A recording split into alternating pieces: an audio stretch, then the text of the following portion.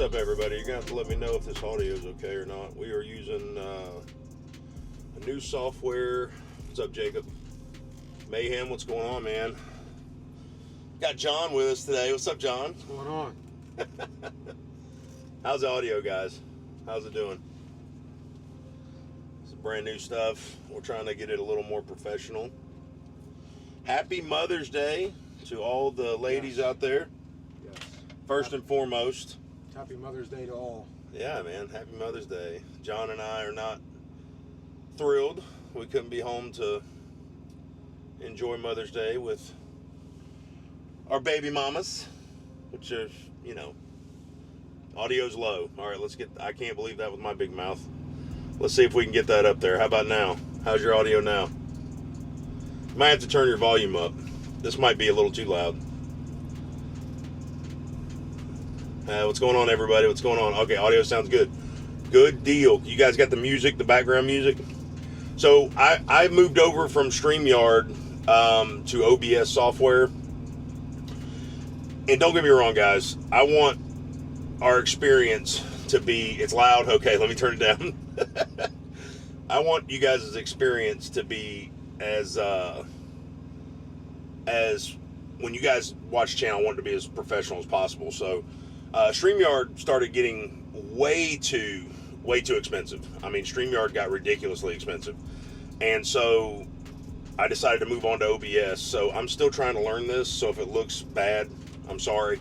And yes, this camera is the Mac cam, which is not a good camera. But I've got John on the Osmo over here. So he's set up pretty good. And I kind of like the whole flipping back and forth thing. So say hello to the camera, John. Hi, everybody. He's got to get into his YouTube out of his YouTube shell. Yeah. So he's working on getting out of his YouTube shell.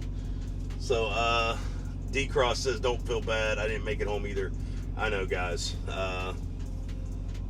Okay. So it's a tad high now. Is the music too high, guys, or is the audio too high? Like us talking. Like what's too high? I need just for pause for a second so I can get this. How's the background music sound and how's the audio sound? Because these settings I'm just going to save.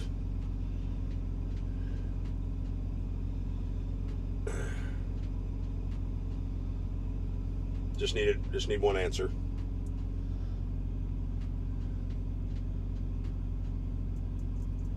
Hey, Cadet, what's going on? It's good on my end. Okay, all right, good. We're going to leave it like that. So I got a question. What's up, Cadet? Good to see you, gal. Mauricio Ebanks says, I got a question. When you are calculating your cents per mile, do you go based on what Prime's load assignment says or what the actual miles are in the GPS? You go by neither, okay? And I'm going to tell you why. Because your truck does not run on hopes and dreams, okay?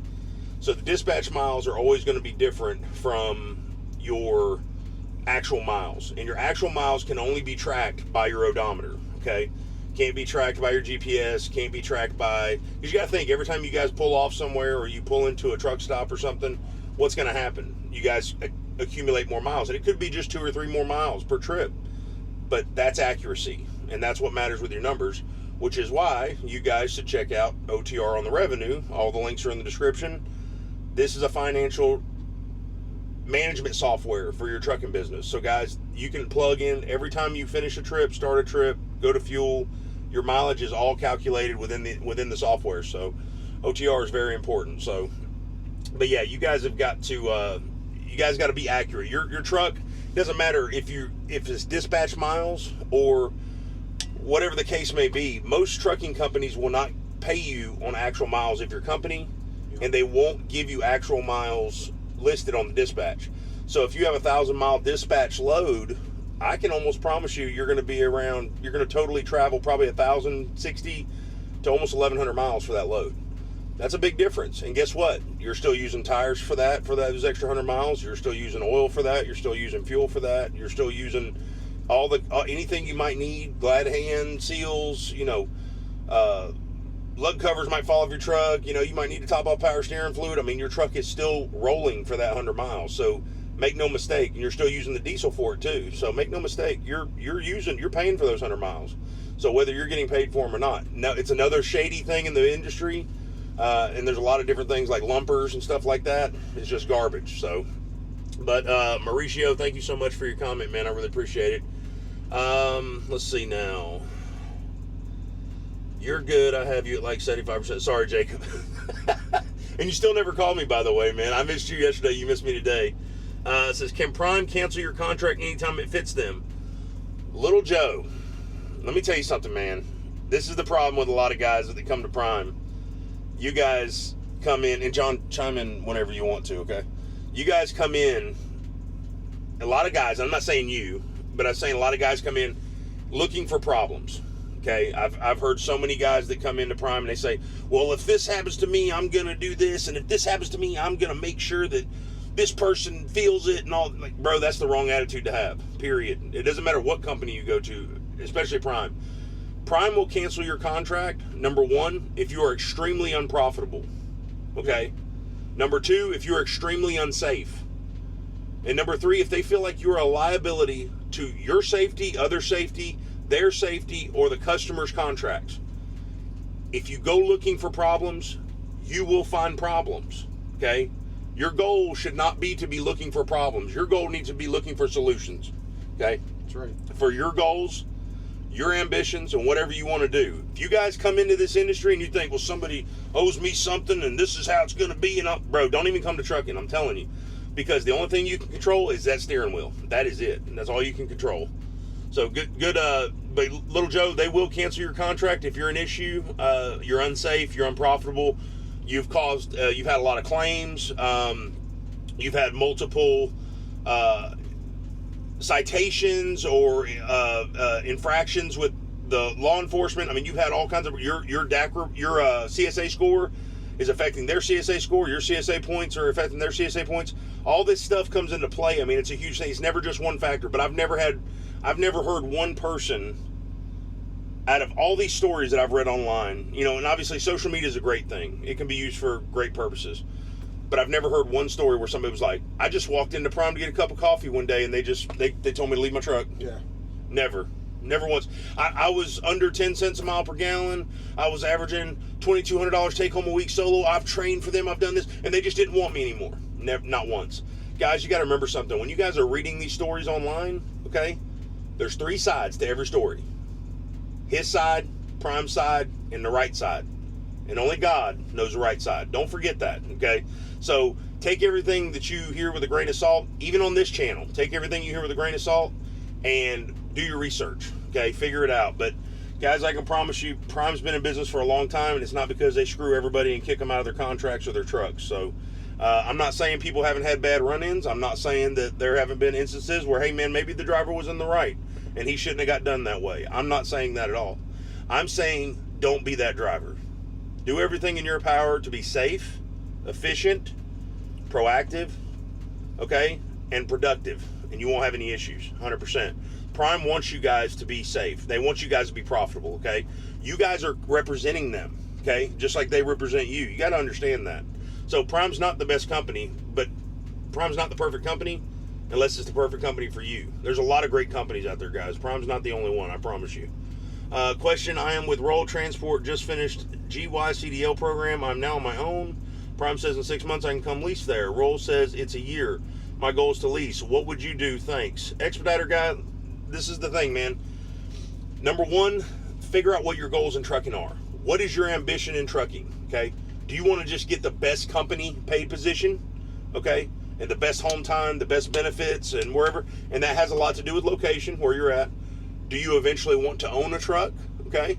Or do you just want to see what the business side of things are? Like maybe you just want to see what it's all about, but you want that safety net of Big Brother kind of carrying you a little bit, which is what Prime does with their regular lease program and their ACE lease program. So you got to figure out what your goals are. I can't really tell you what to do, but I can tell you right now, I would not personally drive for a role. I've had close friends of mine that have drove for them, and I've heard some really rough stuff. So, and I'm not bashing them by no means. And it might be him. Who knows? You know, I'm very open-minded.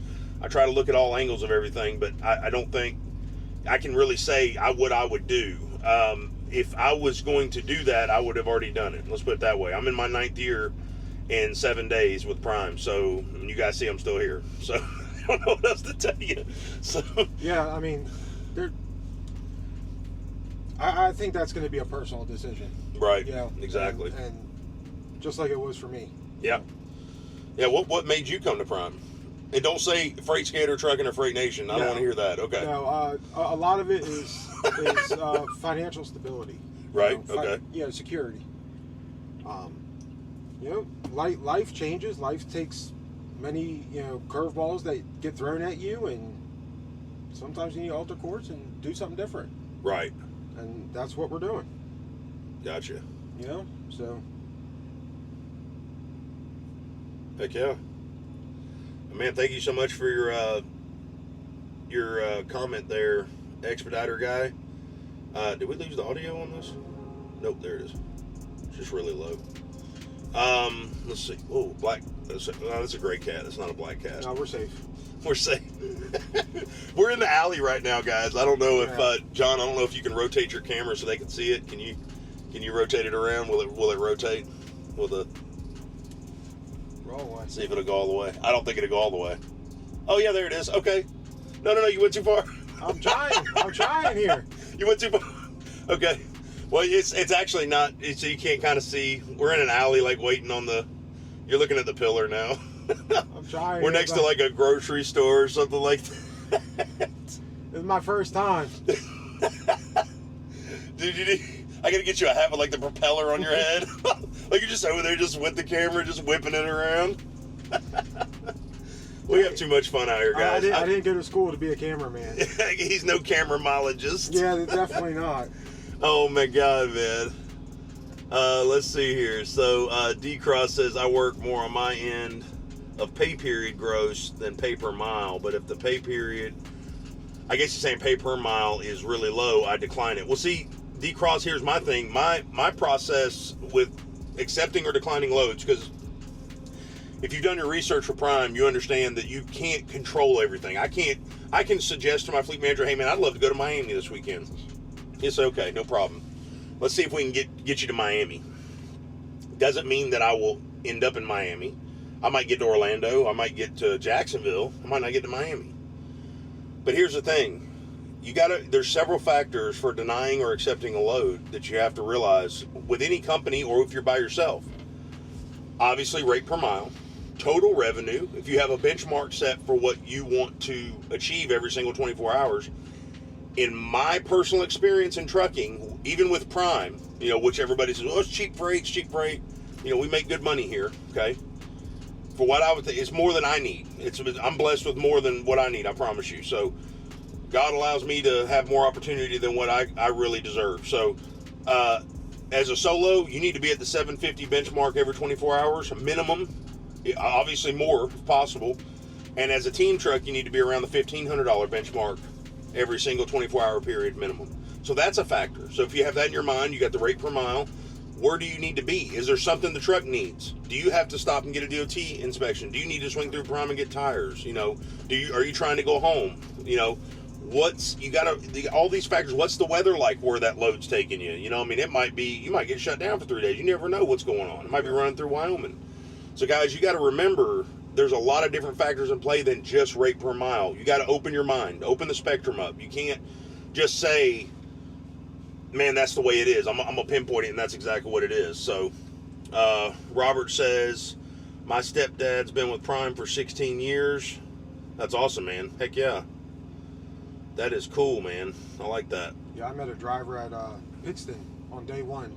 He just started his 23rd year with Prime. 23rd. Wow, 23rd that's year. crazy. And there's a reason that's the way it is, guys. Because Prime is a really good company.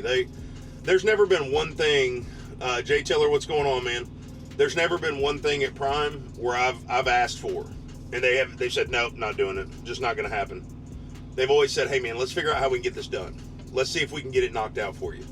Guys, their goal is for you to be successful. Their goal is not for you to be miserable and broke, and that's just not the case. You got to keep that positive mindset, man, I promise you.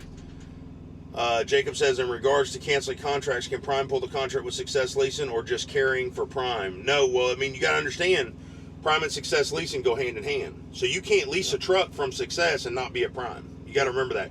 You can buy a truck from Pedigree, which is their sale company, okay? You got to understand, Prime has an amazing business model, and this is crazy because we were talking about this today. Yep. it's a full circle, man. They have their in-house contracts for their fleet. Yep. They broker freight out. They lease trucks. They sell trucks. They work on those trucks. And trailers. And it just keeps going around and around and around. Robert Lowe is a genius. Okay, that's all I gotta say. Robert Lowe and Prime, those guys are amazing. That's what we're all out here for, is make money. Okay? Yeah. We're on one end of the spectrum. He's on the other end of the spectrum. You guys got to understand that. So it's you got to keep that open mind. But if you get your contract canceled with Prime, you get your contract canceled with Success, and vice versa. If you're not driving a Success leasing truck, you ain't driving for Prime. I can promise you that. Yeah, it's not like SFI where you can take your truck to another company. Exactly. Yeah. No, you can. You can take the truck. Oh, can you? Yeah, you can. Now that is a good. In certain areas, they might say, "Hey, look, we don't want you driving for us anymore, but Success is willing to keep leasing you the truck. You're allowed to take it with you." Gotcha. Here's the thing: there's stipulations on that. Prime wants that. Success wants that payment taken out immediately, every week. So whoever you take that truck to, even if it's a regular lease, okay, you have to have them sign off on a document saying, hey, they're going to deduct that payment for you every week. And there's guys that have not had to do that. There's guys that the place signs it and then they just make the payment every week, and that's fine. Yeah. Or they go get outside financing and they make the payment every week. So there are a few different options. So I understand what you're saying, Jacob, but if it's got to be the right situation. If you're completely unsafe, they could just cancel the contract, cancel your contract with them, contract on the truck, and everything just be done with you. So, but I will tell you this: you take that truck from Prime, that's a one and done deal. Yep. You better hope you can buy it, because you ain't coming back to lease another one. I can promise you that.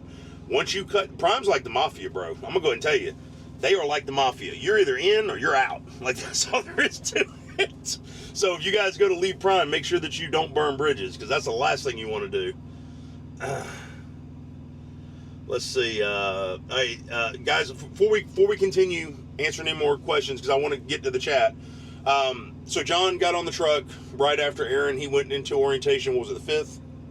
Yes. I think it was. Started the 5th in Pittston. Okay, and this is a few things that I want you guys to get his side, because a lot of you guys might be wanting to come to Prime that are watching the chat or watching the video in the future.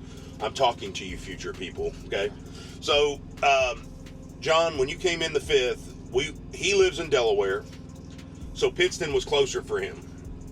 So I didn't want John to have to go all the way to Springfield, me pick him up at Springfield. So I just came up to Pittston to get him, okay?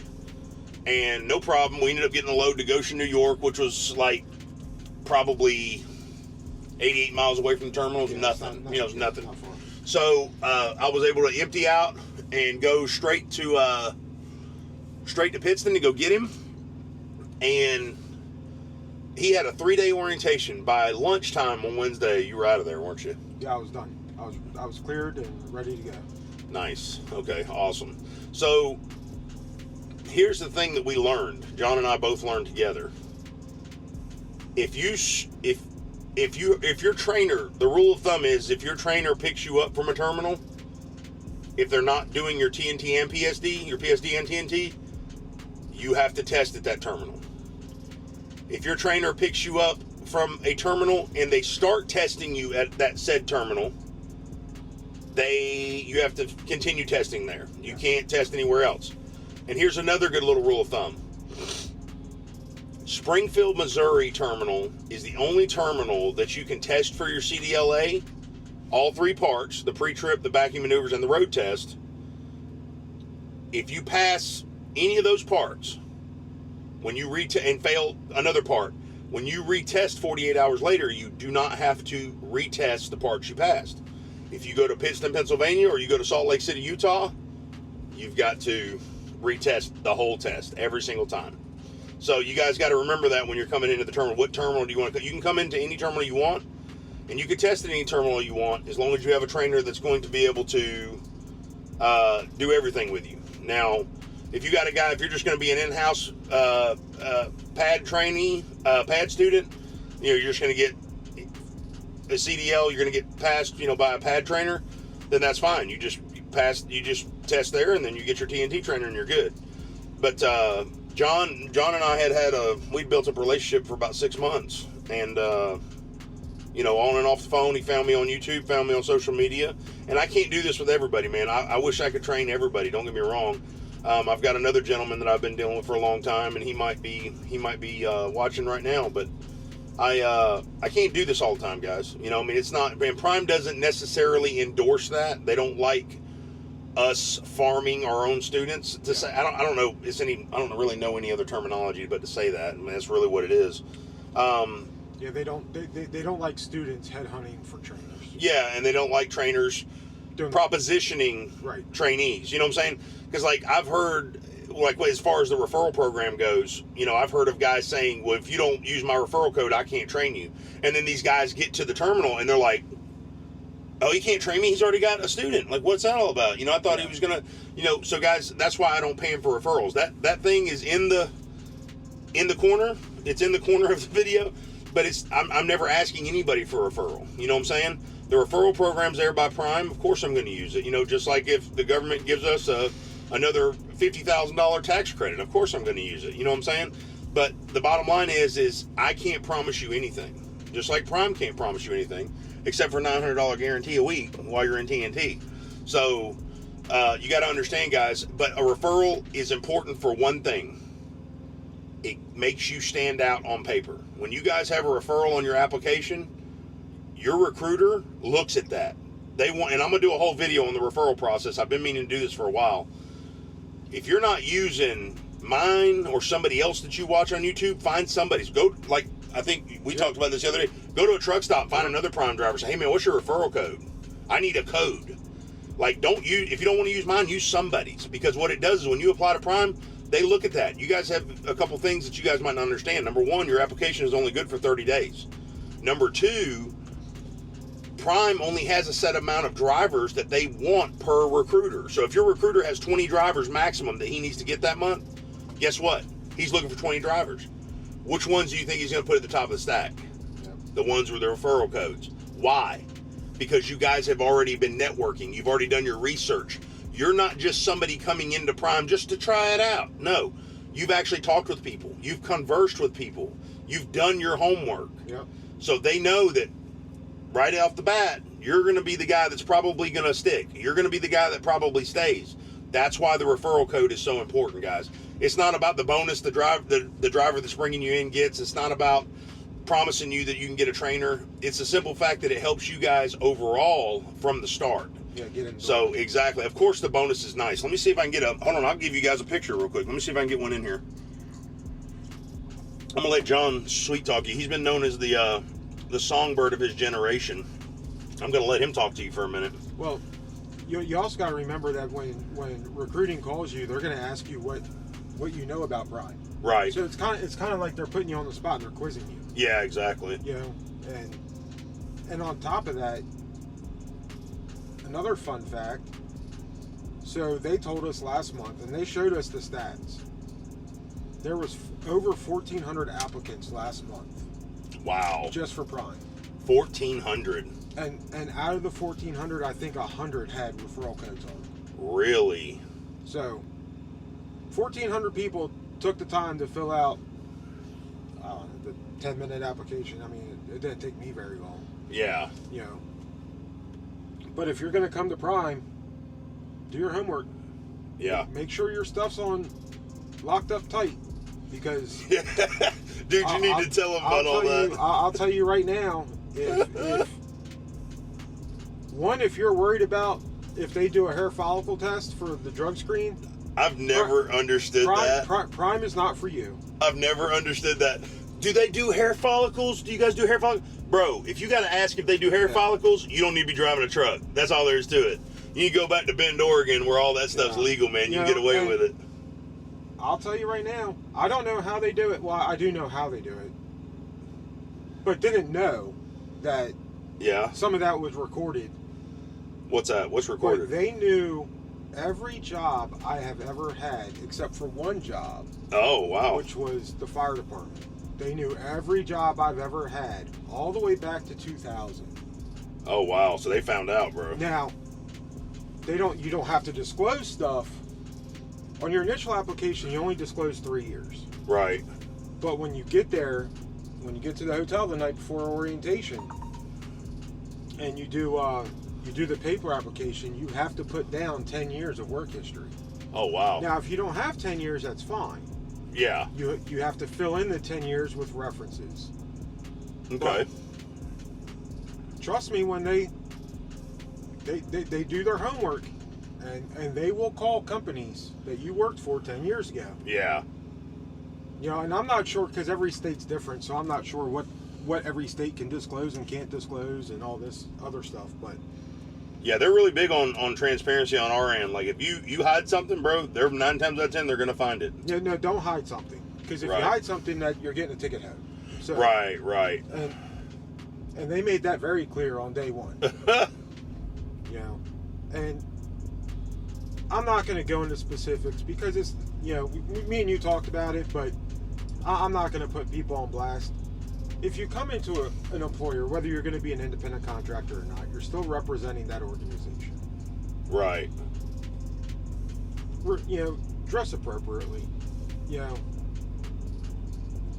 again, I'm not going to go into specifics. No, you need to tell them. You need to tell them exactly what happened, bro. No, I don't want to. No, okay, I'll tell them. No, because I don't. Why? I don't know. Well, dude, it's hilarious. Regardless of who you are, if you come in wearing your pants below your butt, and anyone within that building asks you to pull your pants up, the proper response is not turning around and saying, "You can't tell me how to dress." Oh my gosh, bro. You know, because you're not technically an employee yet on day one. Yeah. So, guess what? They're going to invite you to go home.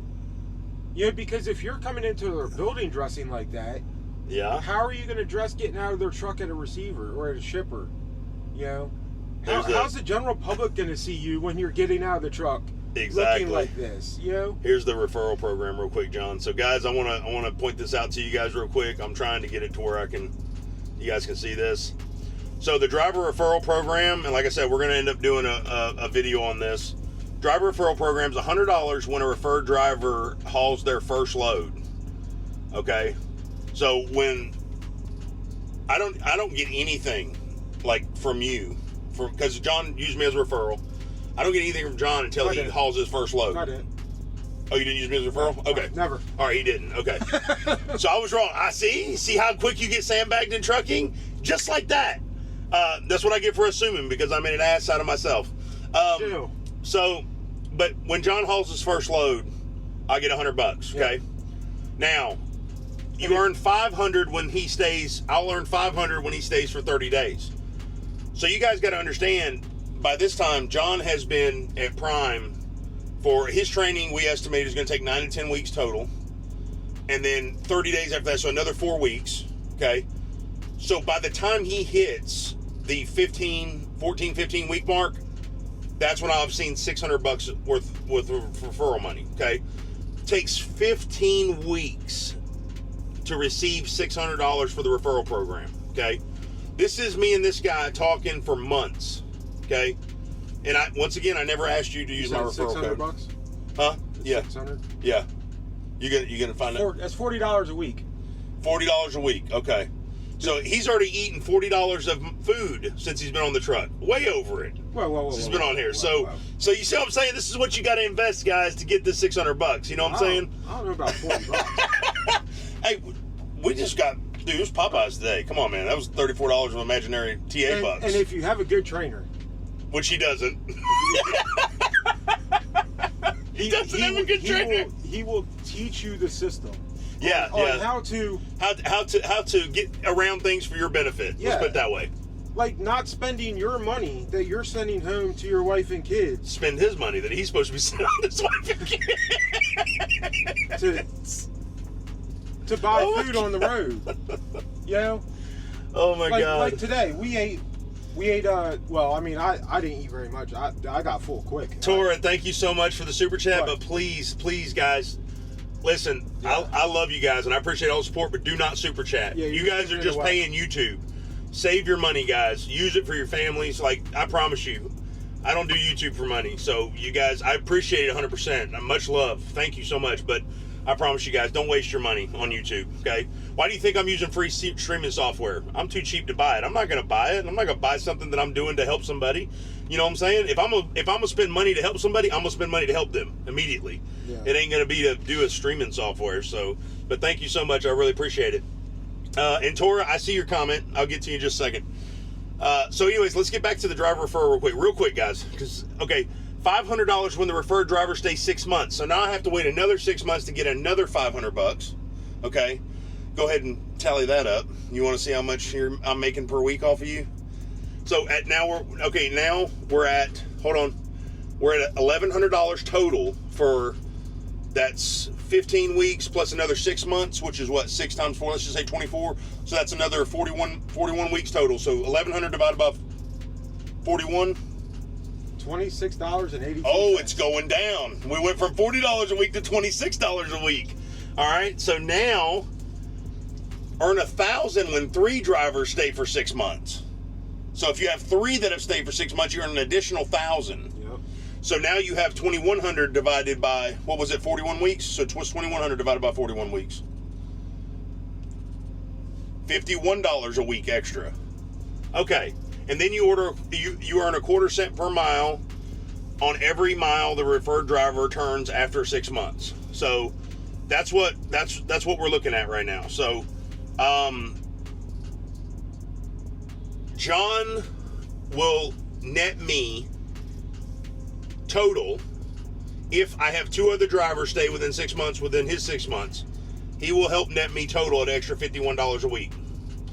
That's hard numbers right there. Not to mention the quarter cent per mile, which I've got probably 7 or 8 drivers right now that I earn a quarter cent per mile off of every mile they drive. It's generally between $4 to $8 a week. Yeah, it's not much. It's not much, but it's something else. And see, this is what I'm talking about with this company. This company doesn't have to do this stuff. And people just, Prime's a joke, Prime's a jip. Yep. Guys, there's all kinds of ways to make money here, okay? Everything from the driver referral program to you have positions offered to you from in-house. I mean, if you guys end up moving to Springfield or close to one of the terminals, it's a great company. I'm telling you guys. I mean, there's a reason I'm still here after 9 years. Do I agree with everything? Heck no, I don't agree with everything. I don't agree with a stupid camera. I don't agree with the speed governor. I don't agree with the not having a load board. I don't agree with my truck being phased out. I literally bought my truck like right before they reinitiated the whole phase out phase after 5-6 years. So you got to think my truck will be paid off next June. Got 1 more year left. Thank you. Thank you very much. I really appreciate it. 1 year. Some people have 2. I have 1. And I've got 2 years after that. 2 to 3 years maybe. And then I got to figure out what I got to do. If I'm going to leave Prime, am I going to get another truck? Am I going to go regular lease? Am I going to go company? What's going to happen? You know, because even though my truck might still look brand new by that time, they don't want it in the fleet. Because what do? They command their prices based on their reliability and availability to their customers. No, they don't want old trucks in their fleet because what is old trucks? More liability. And it makes sense on their end. Sucks for me because I bought a truck from them because I don't want to leave Prime. If I leave Prime, I don't want a truck anymore. I mean, there's really nowhere else for me to go. I've been here so long. I love it. I mean, I love the people here. I love everything. Do I love everything about it? Of course not. You're never going to find 100% perfect company. No, and people expect that. You know, they really do. They expect you to get, you know, yep. Everything's supposed to be perfect. They have all these. That's one thing I can tell you guys, man. If you guys are coming in and you guys have these high expectations and this entitlement about yourself, bro, save yourself the hassle. Just don't even come in. Like, because I'm gonna go ahead and tell you right now, nobody owes you anything. I get paid what I lay down, what rubber I lay on this asphalt. That is it. Like, nobody owes me nothing. I can go ahead and tell you that right now. Yeah. So just make no mistake. So Tora says 15 weeks. Wow. So Tora, no, Tora, my channel's monetized. My channel is monetized. I see your second comment. Okay, thanks. I'd prefer not to ever monetize my channel either. Monetize your channel. That's not an issue, okay? But I just tell people with the super chats, because that $3 you just spent, guess how much of it I'll probably see? About 40 cents. YouTube eats up the rest of it. Like, it's not even worth it. But anyways, I'm not begging for money. That's why you guys look in the description of the videos. You don't see a Cash App link. You don't see a Venmo link. Guys, I want you guys to save your money for you and your family. Like, don't spend it on a freaking YouTuber. You know what I'm saying? Like, and I'm not that good of a YouTuber, so let's be honest about it. So, yeah. But I do appreciate it. And keep in mind, the weeks is also how productive you are and how quick you learn. And, yeah. I mean, right. Sorry about that, guys. Still learning software. I just straight up through the intro in there in the middle of your conversation. I mean, there's no concrete, expectation. Some are going to take a lot longer. I mean, take me for an example. I mean, I came in, I told you I had my concerns about things, and right. After what, an hour on the pad at Pittston, I was slinging it around, and I don't have any concerns. You did good. You did good. He was knocking it out, man. I'm gonna tell you guys on that pad, he was knocking it out 100%. I got us facing the right way when we're looking up. Oh, good. I mean, every time you looked at me, you were looking like out the window, and every time I looked at you, I was looking out the window. Yeah, but and you got to remember, it was just my OCD was kicking in. Yeah, well, I had a unique deal because I had this experience already once. Right. A lot of 98% of them don't. Right. So the 15 weeks is going to be a lot more for the ones that don't have any clue what they're doing. Well, and I'm gonna give you guys I'm gonna give you some perspective right now. So this is what I went through when I came into Prime. My wife and I, we went to a private tech school. Took me 8 weeks of night classes to get my CDL. Okay, at this tech school. I worked and then I went to school 4 days a week at night. Yep. Okay, you would think, like, man, he's gonna know exactly what he needs to know while he's doing these classes. He's gonna be ready. Yeah. I did 8 weeks, and then I got my CDL, and you have to use your CDL within 90 days, or you're considered like a brand new driver again, like you never had it. Okay, no experience at all. After 90 days, you're considered you never even got one. You might as well just not have even got it. Okay, and that was me because I got my CDL and I basically didn't do anything with it for a year. All right, so let's say when I came into Prime, I had my chest all bowed out. Yeah, I know I got a CDL. You idiots don't. I trained on a 10-speed. Know what I'm doing. 99, 91 FLD, baby. A hood truck. And it's really a fiberglass truck still, but it looked like a hood truck. I mean, the FLDs, they had the bigger hoods, but it wasn't quite like a classic or anything. But I had my chest all puffed out, thought I knew what I was doing. Guys, I'm going to go ahead and tell you, I didn't know jack. When I went and tested for my CDL, I did my pre-trip exam, okay, at this school, and I'm not going to name the school, okay, because they shouldn't have done this. This truck did not have more than 230 seconds worth of tread on the drives, did not have more than 430 seconds worth of tread on the steers, was leaking more power steering fluid and oil than it used diesel, okay?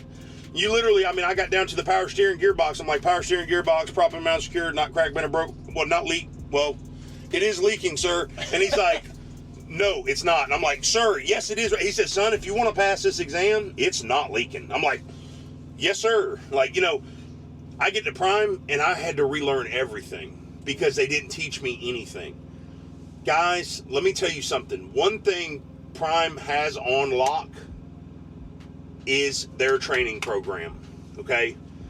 You look at 15 weeks, and you're like, man, that's crazy. I can't believe it's going to take me 15 weeks total to get where I want to go. Mm-hmm. There is nothing in life that is easy. If it's worth having, it's not easy. It's going to take work.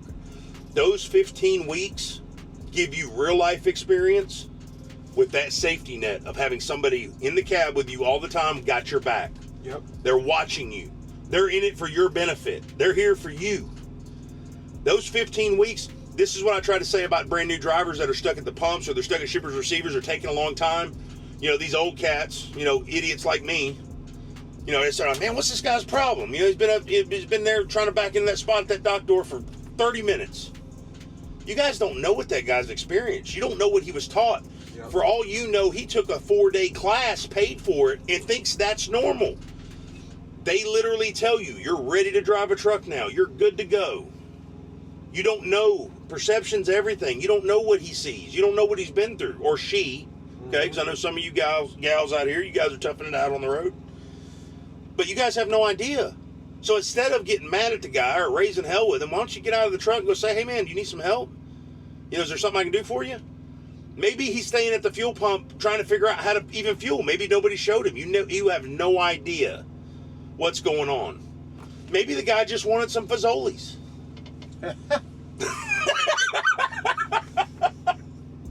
Maybe he just wants some Fazoli's. But guys, seriously, you have no idea what's going through somebody, what somebody's experienced. I will tell you that even after me coming in with my CDL, looking back now, it's the best advice I can give any of you. Just come to Prime. Just come to Prime, knock it out, get it over with. You will thank me later. I promise you. Their training program is, I mean, this was an accredited state-funded school that I went to. Been doing this for decades. And I didn't learn a quarter of what I learned at Prime. At 8 weeks there, I didn't learn a quarter of what I learned at Prime in 2. Let's put it that way, guys, and I'm not even lying to you. Like I said, don't use my referral code. Don't use Dustin. I don't care. Come to Prime. Like, seriously. Yeah. Like, if you, I can tell you guys anything. Even if you just want to get your CDL, get your experience, and get out, come to Prime. I promise you, bro, you're not going to be disappointed. I mean, if you come in with an open mind and a level head, and you take all the expectations and the entitlement, push it out of the way, you're not going to be disappointed. I promise you. Because there's a reason that guys like me have been here this long. Because we see the value in what they have to offer us as operators. And then you see the extra liability that is outside of this, whether it's with another company or whether it's on your own. And I'm not willing, for an extra 28% of revenue, I'm not willing to sacrifice that liability and that risk to gain a possible 28%. But let's be honest, it's not going to be 28%. Because you still got to hand out money to people, factoring services, still got taxes, you still got to deal with CPAs and brokers and all this, all these fees. It's not going to be, you're never going to get 100% because the cost of doing business is still more than 1%. So you got to understand that. So do yourselves a favor. Skip the tech school unless you just need to for home reasons, wife, husband, children, childcare issues, stuff like that. Skip the tech school. Skip the private school. Do yourself a favor and just come to Prime and get it over with. I promise you, you'll thank me later. Go ahead, John. I know you got something. I mean, the success rate with Prime training, I want to say they said it was 97.something%. And I'm not saying all of you need to be on the road. There's some of you guys I've trained. I was like, man, I had to take back. I was like, nah, nope. John might be one of them. He keeps. Like, well, that look you gave me last night going across the George Washington Bridge. Is that right? Is that what it was? That was horrible. Those roads are absolutely trash. We ran up 95 across the GW. What was it? $15 million in revenue? Oh my God. So do you guys know how much the George Washington Bridge makes revenues per day? Oh my, it's a quick Google search. You guys can find they revenue over $800 million per year. Over $15.5 million a day per 24 hours a day. Some of that is my money. I left it back there when I crossed it last night. Ridiculous for something that sits there. It is the busiest bridge in the world, according to Google. So it's nuts. $15 million per day. Bro, just let me get a little piece of that cheese, bro. Just one day. Like, just one day. Let me get a little piece of it. Yeah, I think my teeth were still chattering when we parked that. Oh, and it rides, dude. It's like I've rode on washboard dirt roads. It rode better than that bridge did. It's ridiculous. Yeah. It's insane. Well, the bridge wasn't bad. It was what was after the bridge that's bad. And then my antennas, they're just a little bit too. They're a little taller. Ding ding ding ding. Bro, they're a little bit taller than the truck. So they're like 13.10. So I guess they're about 4 inches taller than the truck. Really about 5 inches because the truck's really 13.5, but they allow 13.6 height. But so we went up under that bridge and you heard John looks over and he's like, what was that? I'm like, bro, that's just the feelers. They're just checking things out up under the bridge. Bridge is good. Let's keep going. Like, I'm looking in the mirror. I'm like, did we leave some of this back Dude, there? those things were... He's like... Yeah. It was interesting, that's for sure. Oh, my God, bro. You had me balling, bro. And I've been across that bridge in a big truck. Yeah. I showed you the picture. You know? Oh, my gosh. Oh, so guys, I want to give you, yeah, so enough of our shenanigans. I want to give you guys a quick update. So when I dropped the truck off after we upgraded with Aaron, we were still having issues. The curse, Aaron's curse, and if you're watching right now, buddy, I'm still feeling you. What is it? Oh, yeah. Oh, he knows about the cameras. They went out before I got him. Okay. Yeah, he knows about that. All right. No, I'm talking about the injectors. So I dropped the truck off for the shake. Here's the thing. We still had the death wobble, and I was throwing a transcode. Road assist, I reached out to them when it first happened, like a week and a half before I dropped Aaron off. The code would come and go. It wasn't like it was something that stayed on all the time. Road assist said they couldn't read the code, because a lot of times they can read the diagnostics from the trucks and the trailers from remotely, from in-house. Yes. So they couldn't read the code, and they said, well, you're probably just gonna have to take it to a dealer, So we had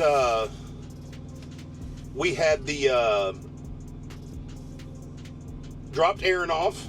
I took the truck to Springfield Peterbilt and dropped it off. I had just put H-rated tires on there because, guys, with the Peterbilts, if you guys are having the wobble issue, they want you to have H-rated tires on there, not G-rates, H-rate, which is over 7,000 pound limit capacity per tire. So with the H-rate tires on there, we had a mounted balance and everything. And guys, Prime's amazing. They got us in and out. Went straight to Peterbilt. They worked me in because they knew I had a flight to catch the next morning. So they knew I was kind of on a time frame. And Dalton and his team over there at the tire shop, big shout out to them, good guys. And Taylor, she's there as well. So thank you guys so much. Got to TLG Peterbilt, dropped the truck off, and all I dealt with was the front desk guys. These guys have always been really good. Don't get me wrong. You've got Ryan and Bryant up there. I never dealt with the service manager. Okay, so I leave. I go fly home. Aaron's upgraded. He's doing his thing, and I'm thinking I'm going to get an update. I told these guys about the shake. I told them about the transmission code. And I said, look, if you guys can, just, if it's not warranty, don't fix it. Call me. Okay, no problem. Well, that was Wednesday.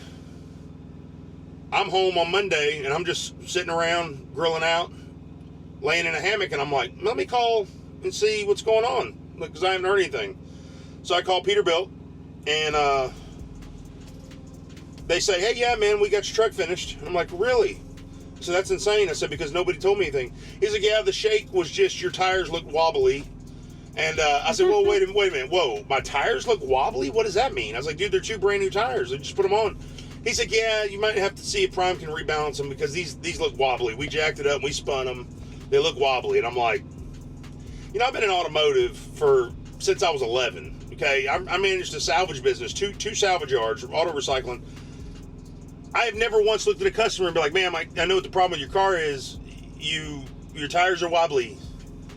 You need to do something about your wobbleness. Like, I don't know, never heard that before. So I was like, well, wait a minute, man, that doesn't exist. That's not even a term. Like, don't even tell me that. I said, secondly, what's going on with the transmission code? I said, because obviously you guys didn't fix the suspension issue. He said, yeah, the transmission code, we just went ahead and replaced your clutch. I was like, what? Are you serious? And he said, yeah, you had a transmission or a clutch recalibration code that came up. I said, okay, hold on for a second. I'm no wordmologist. Recalibration, replacement. Let me say it again. Recalibration, replacement. They sound similar, but there's a little difference kind of towards the end, if I'm not mistaken. He says, listen, he said your ACL solenoid, which is basically the air solenoid that takes place of your left leg with the clutch, because these are still manual transmissions in these trucks. They're just automated manual. They have air solenoids that engage and disengage the clutch. He said the ACL solenoid was going bad. So being that happened, that's what caused your clutch to start wearing. I said, well, my truck wasn't having problems pulling. My truck wasn't having problems shifting. So what? He said, oh, it was going to happen. I said, oh, okay. That's like me saying that your house foundation will crack eventually. That's like me saying you're going to die right now. Eventually. Eventually you'll die. So you need to go ahead and spend $10,000 on this treatment because you are going to die eventually. And I was not happy, guys. I'm going to tell you right now, I said, not happy. I said, you guys have not called me. You've not reached out to me one time. And he said, well, such and such from Prime approved it. I said, well, such and such is not the one stuck with the bill.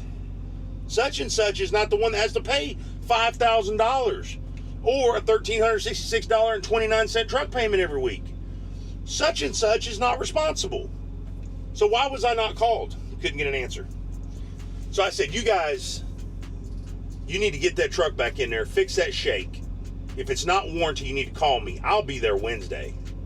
And I hung the phone up. I was pissed. I mean, I'm not going to tell you. I mean, I was pissed. For Prime, and he has no idea about what's going on. Like, he knows the truck's there, but he doesn't know, like, I haven't even had a chance to check it. Let me figure out what's going on. So I get him back in the loop, and we're going back and forth, back and forth, back and forth. I'm getting to the plane. I'm getting out of the airport at the domestic terminal in Atlanta. And Van calls me and he says, hey, look, I think it's going to be your kingpins. What's wrong with the shaking? And I said, really, Van, on Wednesday when I'm supposed to come pick the truck up? Are you serious? And he's like, yeah. He says, I'm sorry. I'm sorry. Clayton Miller is a service manager at Peterbilt. When I landed, Van told me to give him a call. I called him. And like I said, I was upset. But I was professional. I wasn't mad. I typed up a list of things like, hey, man, this is what we're going to talk about this right now when I get there. And Clayton sent a truck to come get me, brought me over there. Guys, I'm going to tell you guys, that guy was completely apologetic. He had two guys stay on that truck all night long. They got the suspension done. They finalized everything because we had the bunk that needed to be changed out and replaced, the bunk ladder, and the clutch everything got finished in one night. I mean, he made sure everything was happening, bro. I can't tell you, and this comes from me not screaming and yelling and cussing at everybody, okay, which obviously I was wanting to do because I was getting in my feels again, but I got to understand the presence that I carry, you know. And so, but Clayton worked with me. Van worked with me. I worked with them. Guys, we're all human. We're all. They understood that the communication was an issue. Somebody should have called me, and thank God it was covered under warranty, because if it wasn't covered under warranty, it would have been a whole different story. I don't know where I would have came up just out of nowhere with $5,000 for a clutch. You know what I'm saying? Like, it doesn't matter how prepared you think you are. You're not prepared for that hit just out of the blue. I'm going to go ahead and tell you. So, those guys were amazing. The TLG Peterbilt in Springfield, Clayton Miller and his team over there, Van Gertner at Prime, the Prime Peterbilt rep. You can't get better people. And this is what I was trying to tell you guys. Earlier, when we were talking about Prime, there's not been one situation that they are not willing to work with you on. But it's all about how you carry yourself. If I'd have went in there screaming and cussing and hollering, how many results do you think I would have seen? 0. Because nobody wants to deal with you at that point. You got to understand, there's more cogs in the clock that make everything tick than just you. You're not the only one. I'm not the only one. It takes a lot of people to make these wheels turn. It's not just your right foot, and it's not just your left and right hands. So it takes a lot of people. So you guys got to keep it on the reel. Keep your mind focused, you know. So let's see what else we got here. We got a lot of comments here. That's what's been going on. And then I'll pick John up Wednesday. You had a 2.5-day orientation. Yep. John's making sure his pants are pulled up. He doesn't want to be kicked out. You know, it's kind of what your thing is. Yeah, I don't know if the gentleman came back on a later date. I'm not sure. I mean, very unique situation. Very unique. Did you even tell him what happened? Did you even describe it? Yeah. Okay. Yeah, but so back to the orientation thing. Okay, go ahead. The drug test, we talked about that. Talked about how you present yourself. Yeah. Make sure your stuff's on point. Yeah. Make sure you got all your stuff in order. All your ducks in a row. Guys, please come to this job that you may have to travel on a bus for Lord knows how long. Please bring your birth certificate and stuff with you. They literally ask you for, you can't submit it until you get there, but yeah. And I can't tell you how many emails I got leading up to orientation. It was all the same email, just sent to you 18 different times. Please bring this to orientation. Had people get sent home because they didn't have their documentation, guys. Or I mean, they got delayed because, wife had to FedEx it overnight or something. And, yeah. And that's not cheap in itself. No, it's not. And it's FedEx, and they're not very reliable. reliable. He came in and told all the guys, like, man, I already got my trainer picked out. I already got my recruiter was on lock before I even got here. I had everybody, bro. And they're like, what? Like, how many guys? And these guys start dropping like flies. Okay, they start dropping like flies in that class. He started off with how many? 17. Dude, it was something like 16 or 17, I think. Started off with 17 people. And by the third day,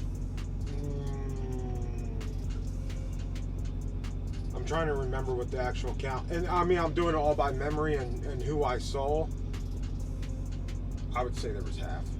Half. I know one guy left. So about 8 or 9 left. Yeah. One left on his own accord because he knew he wasn't going to pass the drug test. Yeah. He wasn't going to pass the drug test. He said, why would you even show up? He came in, and it was within the first couple hours.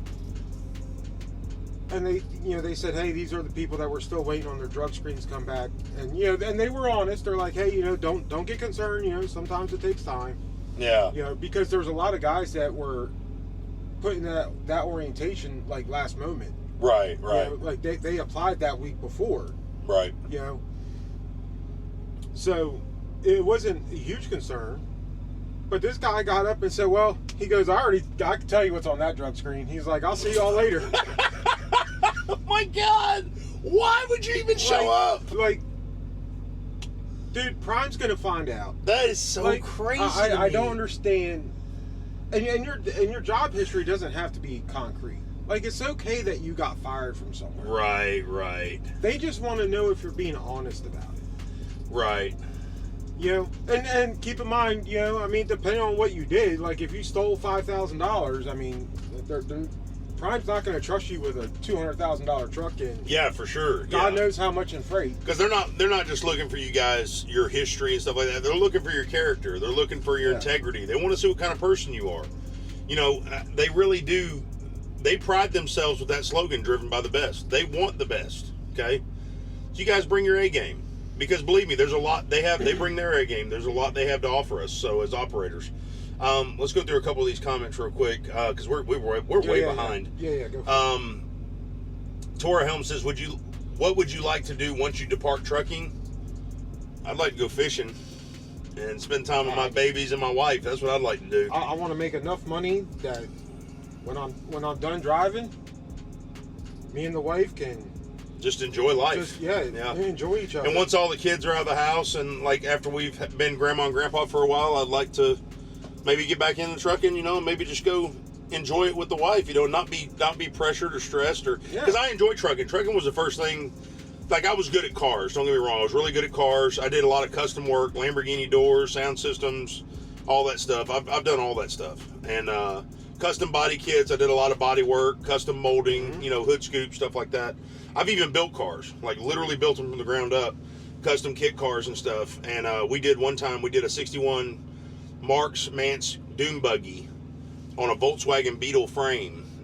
So if you guys don't know the old Beetles, if anybody that knows cars, the old Beetles were the first unibodies. They literally the whole body would unbolt from the pan, which was a rolling chassis. It would unbolt and you could set the entire body off, okay, completely. The motor would still be, you could literally crank this thing and there's no body on it. You could fire it up and drive it, okay? So we took, most people, for those, they'll cut the floor pan in half on that Volkswagen and they'll piece it together. They'll take like 8 inches of it out and piece it together. No idea what you're talking about. Re-weld it. Okay, well, anyways. Think of a board and then a box that sits on top of it. The board has to be shortened because the box is that short. Anyways, so instead of doing that, I stretched the body out. So it was a full-size Volkswagen buggy. It was crazy. It was awesome looking. So it was really good. But no, I would just like to enjoy time with family, do a lot of fishing, do a lot of traveling. You know, I mean, I enjoy my kids and my grandkids. That's what I'd like to do. Tora, 40 cents. No, it's a quarter cent per mile.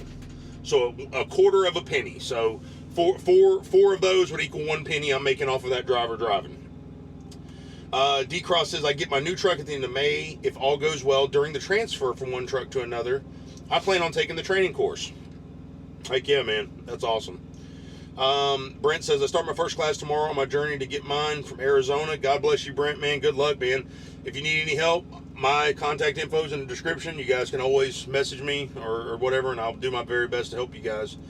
I've seen too many drivers struggling to secure their loads or securing them in a shady way that could have bad consequences as far as safety issue. That was one thing with flatbed, man. When I ran flatbed, I really loved flatbed. I enjoyed it.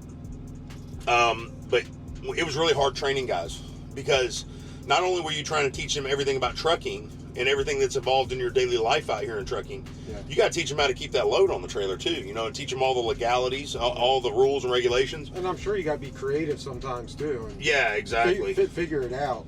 Yep.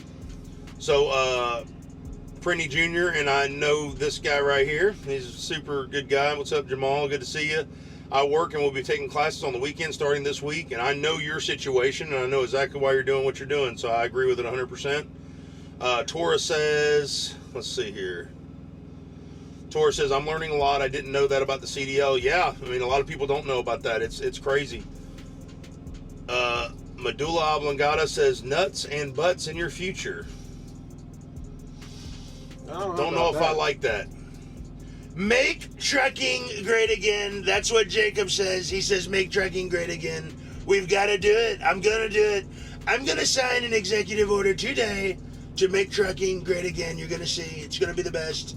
A lot of people have a lot of different great things, but we're going to have the best trucking the world has ever seen.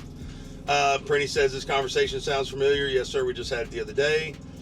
One of the last Prime Aid Kool-Aid drinkers out there. Ooh, I see Medulla. He's a hater. I got him. All right, cool, man. Heck yeah, one of the last Prime Kool-Aid drinkers out there. Well, Medulla, you sit back and enjoy the show, baby, because I'll just keep collecting. I've never How does that understood. sound? I never understood why somebody could hate a company so bad that they're going to sit on a live stream for an hour. Yeah, exactly. Go sit on a live stream, poach and troll. But hey, thanks. Exactly. The algorithm's strong, man. Yeah. He's getting stronger. I love it. Yeah, thanks for I love it 100%. giving us your Well, here's support. another thing, too. Most of the people that hate Prime, number one, have never driven for him. Or number two, couldn't hack it. They just couldn't do it. So, you know, yeah, misery loves company, man. But I'll be your friend, though, man. I appreciate you chiming in. Yeah, Thanks I'll a be lot. anybody's friend. Jacob, let's get together and build a bridge. So many bridges. Toll Booth Jimmy, bungees are superior. I agree. I love bungees. Yeah, 412, F the rope, bro. I'm with you on that. They got you on them tires. I have never heard anything about needing special tires. Well, they're not special tires. The tires actually exist. But Peterbilt does like to fault the tires. And I'll take don't get me wrong, I'll take the H-rated tires all day long because they're 16 ply instead of 14 ply. They're a lot more durable. But here's the thing. If that's what I need to do to comply with their warranty policy to get my truck fixed under warranty, I got to buy tires anyway. Nobody got me on anything. So, yeah, I mean, you got to buy tires no matter what. So, what's up, Fr8 and Toll Booth Jimmy? Jumbo, what's going on, brother? 412, what's up, Mouse? Hey, Fr8, you need to stay away from the dealership. That shake of alignment and balance didn't fix it. 100% kingpins, usually kingpins. Last about 700,000 miles. Just got them fixed, buddy, under warranty at the dealership. So, yeah, can't agree with you on that one. Team U live stream. Well, you're still here, so you must love Team U live streams. Jacob says you're glitching hard. Oh, man, that's not good. It's not good at all. Man, that sucks. I'm glitching hard or you're glitching hard, Jacob? That's what I want to know. Let's see. Rope, way better and cheaper than bungees, but for some reason these 21s and newers are falling between $350 and $500. Yeah, I had about $360 on it when mine started. Took mine to a heavy-duty suspension shop, got it up on the rack and everything, and had everything looked at. Enjoy your holes from the bungees and braking. God, you guys are going back and forth about these bungees. Bungees don't give me holes at all. Okay, you guys are going to take this to another chat, guys. You guys go fight somewhere else. Shot cord all day. Oh, God. This turned into a flatbed trip. This guy is drunk off that Prime Kool-Aid. Somebody talk to this guy. Somebody talk to Medulla in the chat. Nah, man, shot cord ain't all that. If you don't have hooks on the trail. Okay, I'm not even going to read all these. Let's see. Okay, here's Jumbo. I was at Prime Inc., came to COTC. I love the shock. Oh, it's still about the shock cord. Shamarcus, what's up, man? Good to see you. I'm leaving now that you want to make fun of me. It says I'm leaving now. Not making fun of you, bro. You come in my stream, bro, and you start talking trash about Prime, dude. What do you expect? Like, you think I'm going to be like, oh, you're right. I agree with you 100%, bro. Like, no, come on, man. Like, just be honest. What's up? Poker, what's up, brother? Good to see you. Oh, my gosh, bro. Insane. Yeah, Medulla, man. Hey, I appreciate you stopping in, bro. Man, if you're going to go cry, man, listen, just hit that like button on the way out. Or hit the dislike button. I'd be fine with that. Just do that. Do something. But, guys, that's pretty much it, man. That's all we've got. John, we're going to be trying to fast-track him because he's got a family he's got to support. He's not a young buck anymore, like I'm not a young buck anymore. We got obligations, so we're going to be trying to fast-track John, get him out of here. Can you do a drone shot of the backing? Yes, I can. I sure can. I'll fire the drone up here tomorrow and see if I can get you. Ooh, in fact, this might be a good, this will be a good back here. This would be very interesting. So if you guys didn't, if we didn't specify, John is a ex-driver, so he was driving a long time ago. So, and he's been great, man. We went on the pad for 4 hours before we left Pittston, and because you're required to do a 4-hour minimum with your guy before you leave. And he was doing great on the pad, no problems. Once he got used to it, he was in the zone. But yes, we'll do a camera. I'll do a camera behind in the spot where he's going to be docking tomorrow, and I'll get the drone out and we'll do drone footage for you guys. So I'll set the drone up and I'll just monitor it while he's backing up. So we'll get that going for you. So we'll do that on like a little short or something tomorrow if that's what you guys want to see. So the cooking video, man, I had one guy. I did the cooking video. That was an old video from Aaron when it was like a week before he got off the truck. Yeah. And I wanted to bring this up because one guy said, man, this is painful to watch. You usually have good content. And I understand, guys, I'm not going to appeal to everybody. My style is not going to hit with everybody. And there's a few dedicated, I've got people that are close to me in my life that don't support or like or do anything for my channel or anything. They literally stay away from me on social media. And I don't know why, but I don't know why you would have a good friend or a family member that you love. Yeah, I don't know. And you wouldn't support them. But it is what it is. So make no mistake, I understand that there's going to be a lot of things on this channel that you guys don't like, and I'm fine with that. Yeah, that's fine. But it's funny to me, he's telling me, he said, you don't know how to cook. And I said, you telling a 300-pound man that he doesn't know how to cook? Mama stopped feeding me a long time ago.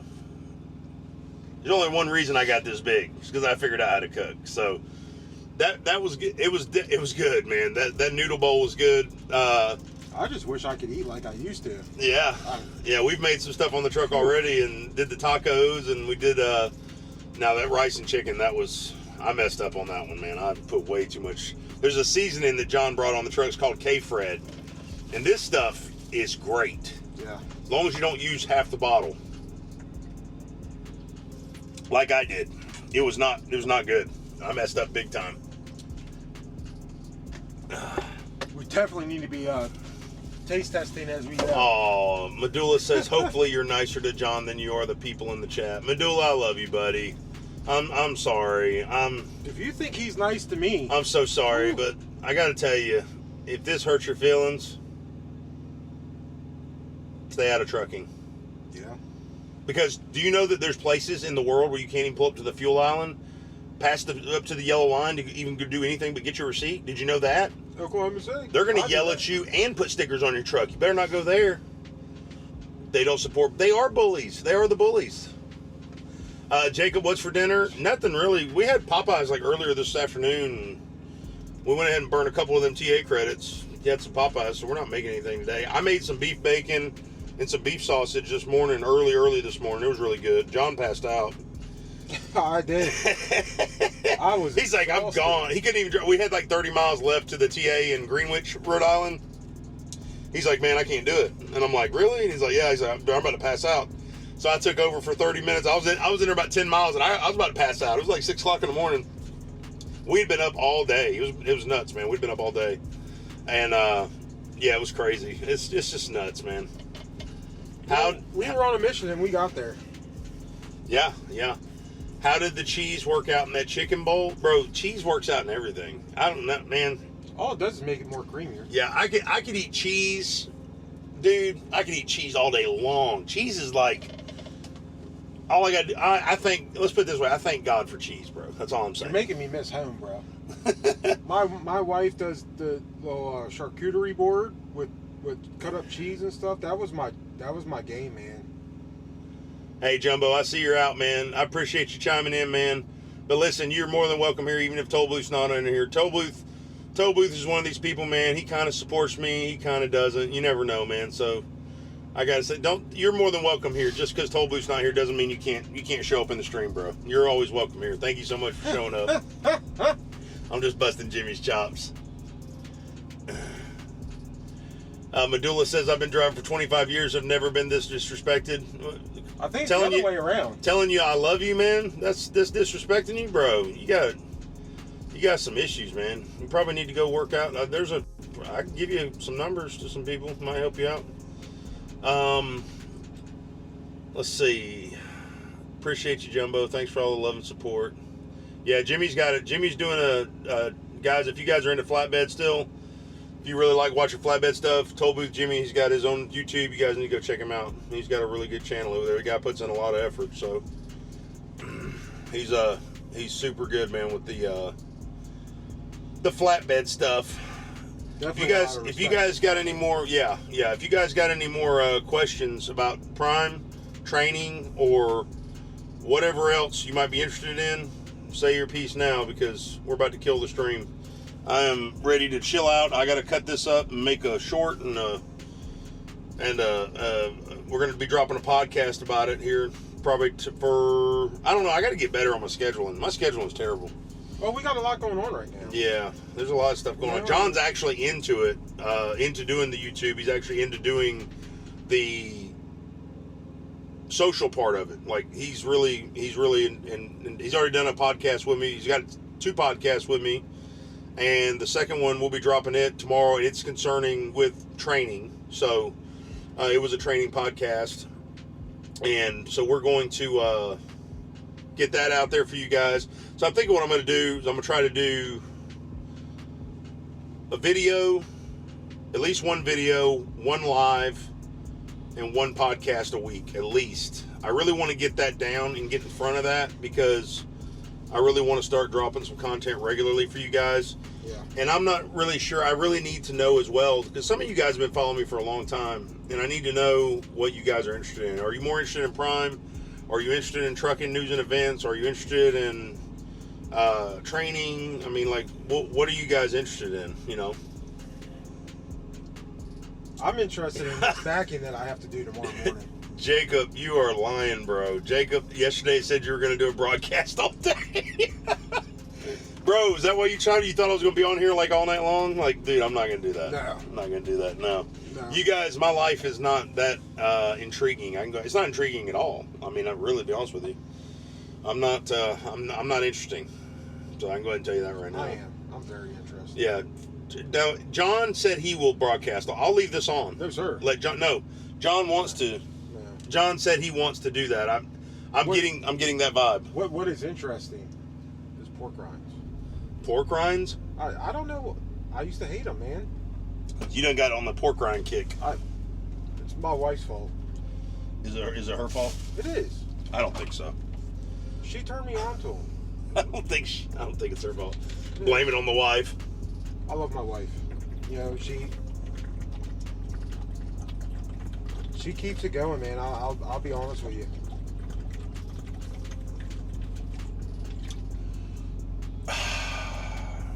I don't know what it is, man. I've been beyond thirsty. If you guys are not drinking this, you need to be drinking it. Not the smart water. Not the smart water. Not the smart water. Just water. Okay. I just refilled my bottle, but man, some good stuff. Go to Connie's and why and get you some. Oh, I got criticized for how I say Lebanon too. The guy said somebody needs to teach you and he tried to say but he said saw on the short we did about the bologna tacos. He says somebody needs to teach you how to saw Lebanon bologna. And I was like, it was already sawed. Yeah, I said, well, I said, if you mean if you mean saw, I said, if you meant saw, I was like, it was already pre-cut and packaged. I said, if you meant say, I'd just be like that sometimes. Yeah. We all be out here talking different. You know, you can't tell me how to talk. Talk like I talk. Lebanon. It's like I call Arkansas, Arkansas. I like Arkansas. Yeah. Yosemite, Yosemite. It's like Vegemite. Yeah. Yeah. From the Aussies. Nebraska, Nebraska. Well, I don't know about that. Missouri, Misery. Well, that's probably accurate. Misery. Oh, man. I crack myself up. I'll tell you what, West Oklahoma City, don't see what's coming for them, because here I come. John, so if you guys watched the TA issue I had with the TA number 0059, Oklahoma City, West Oklahoma, you guys know what John's talking about. John wants to do a research program with the undercover. Trucking undercover. So here's our plan. Okay, here's what John wants to do. He wants to get fuel at the TA, pull forward to the yellow line. I'm going to be in the back recording from the time that he shuts the door to the time the stickers, because I know they're coming, because the guy said he watched me. Once I went past the fuel desk, he put the stickers on the truck. Like, it was literally 2 minutes is all you have. You don't have any other time to do anything. Like, they don't tell you this policy. It's not posted anywhere. Nothing. You have 2 minutes, okay? If you go past the fuel desk, you can't grab a drink, you can't use the restroom, you can't do anything. You're not allowed. You spend up to $1,000 at the fuel pump, you're not allowed to go inside and do anything but get a receipt and walk out, okay? That's what their policy is, okay? So John's plan is to get fuel, pull up. He's going to go inside. I'm going to stay back here recording. So as soon as the door shuts, we're going to time it. How long that video is from the time he closes the door to the time I see the orange stickers pop on the glass. Yeah. We're gonna see. We're gonna do recon. We're gonna do recon research, undercover recon research at the TA. It's just so. John's an old school driver. He was driving back before I was even thought about driving. So. Yeah, early 2000s. Yeah. So. And a lot has changed. A lot's still the same, but a lot has changed. Oh yeah. I tell you what, drivers don't stick up for you like they used to. That's for sure. Yeah. No, when I started, there was still some of that brotherhood left. That right. If you had problems backing into a hole, right. People were there to help you. You know, and they maybe wouldn't have been nice about it, but they still would try to help you. Yeah, I mean, yeah. And yeah, you took some flack for it after you got in there. Right.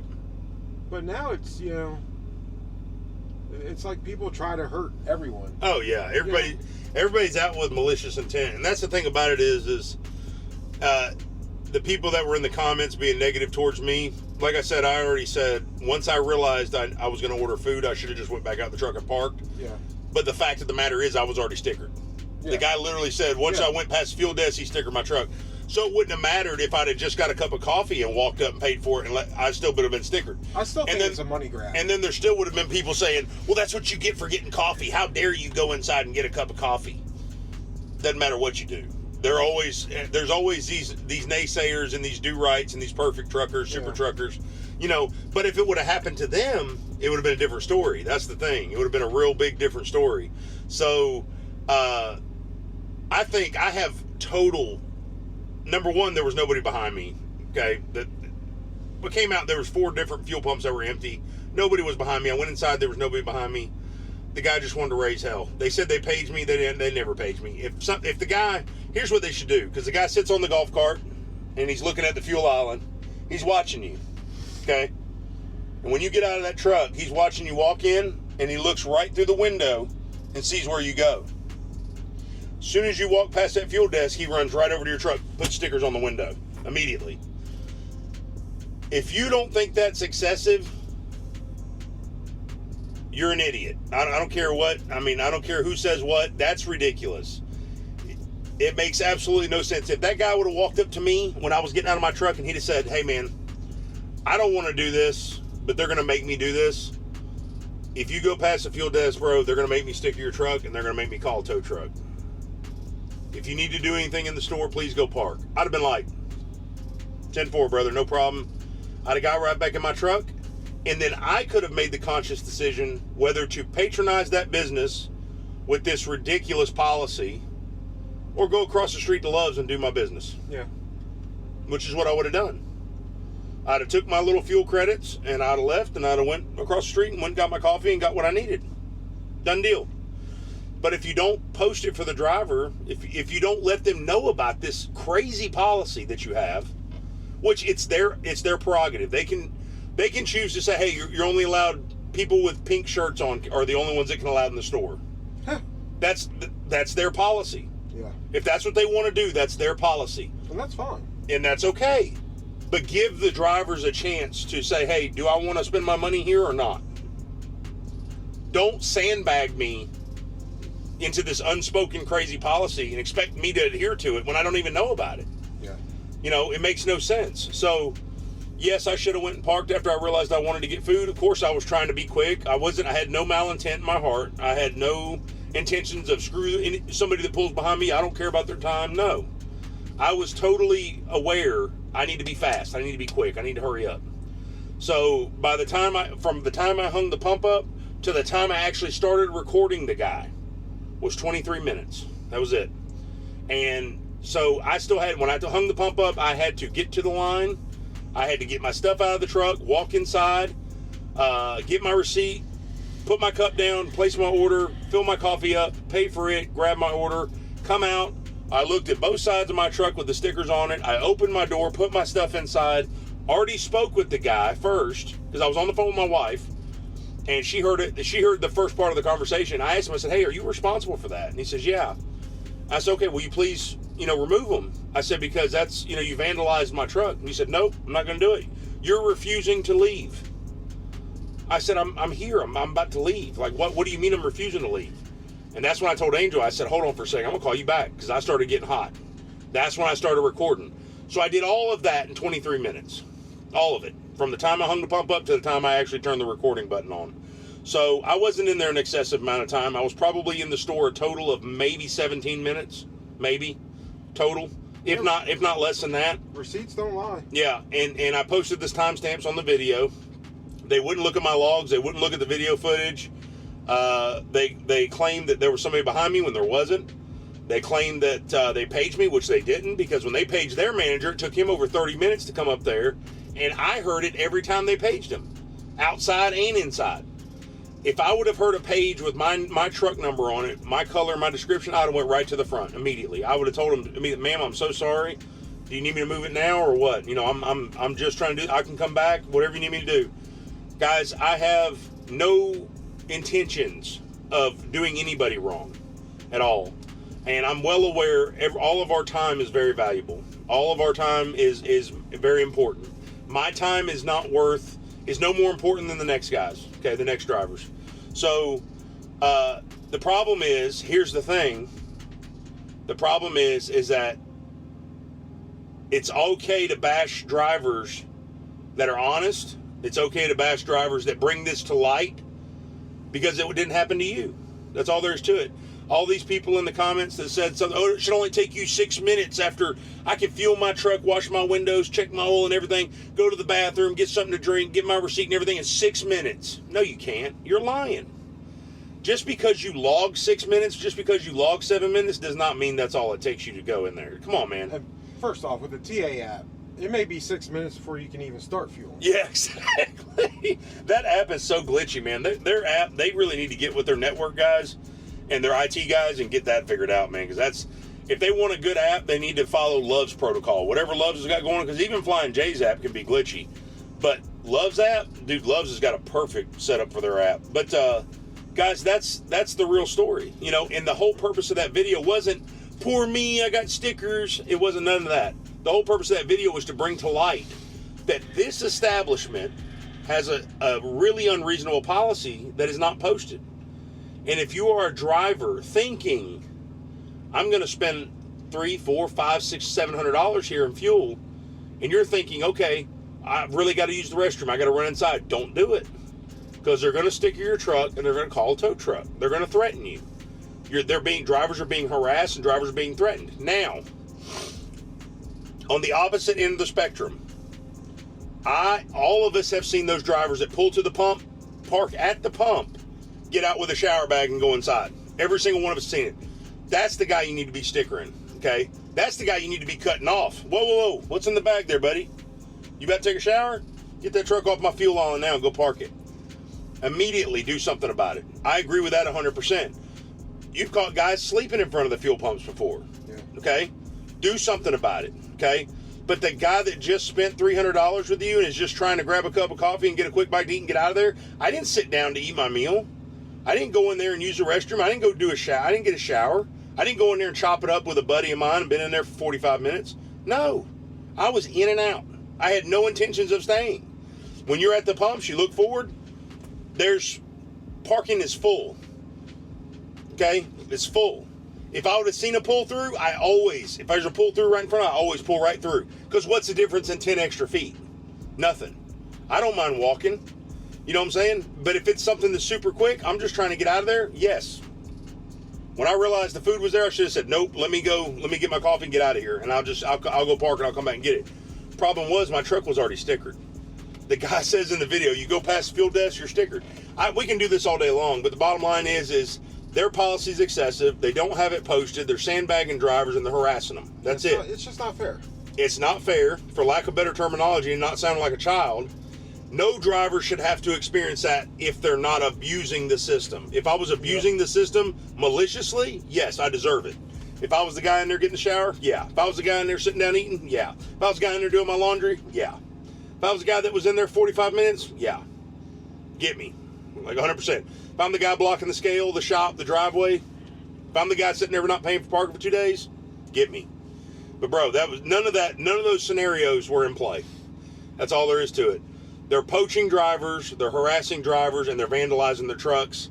That's not how you do business. That's all there is to it. And then the manager did not even offer to take the stickers off. That's all I wanted was, hey, I know it's going to take a razor blade to get these stickers off. Please get the stickers off my truck. I asked him. The guy threw his phone at me on video. Like, he didn't mean to, but he was out wailing his arms around, threw the phone at me, and I picked it up for him. And he said, thank you. I'm not trying to be a dick, but... And I said, you are being a dick, though. I said, I asked you nicely. Take them off my truck. Take them off my truck. I'm not doing it. Yep. You're being a dick. That's literally the definition of being a dick. Somebody's asking you to do something nicely, and you're refusing.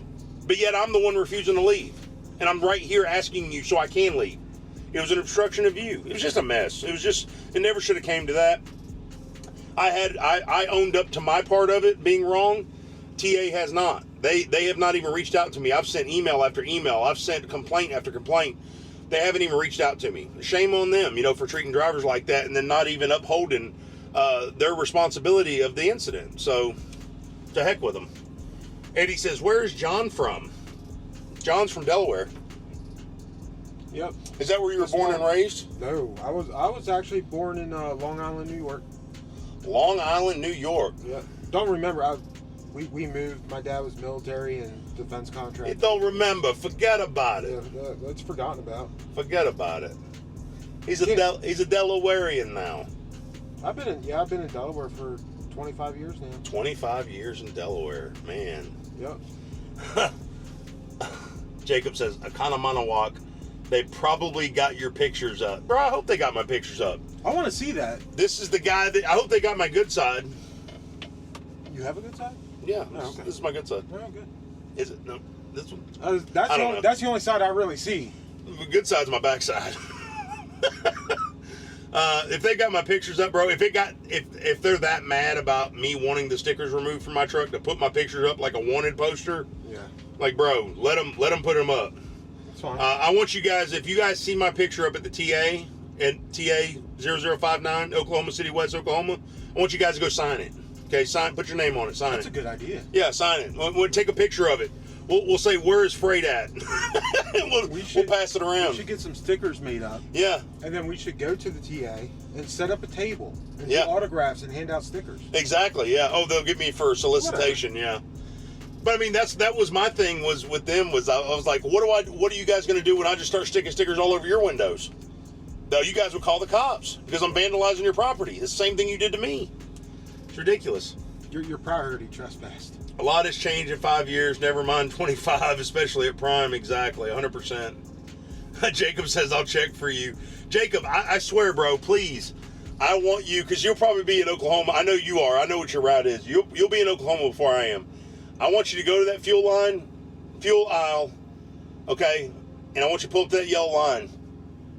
And I want you to leave your phone in the truck recording, okay? Just set it on the window seal on the passenger door facing the driver door.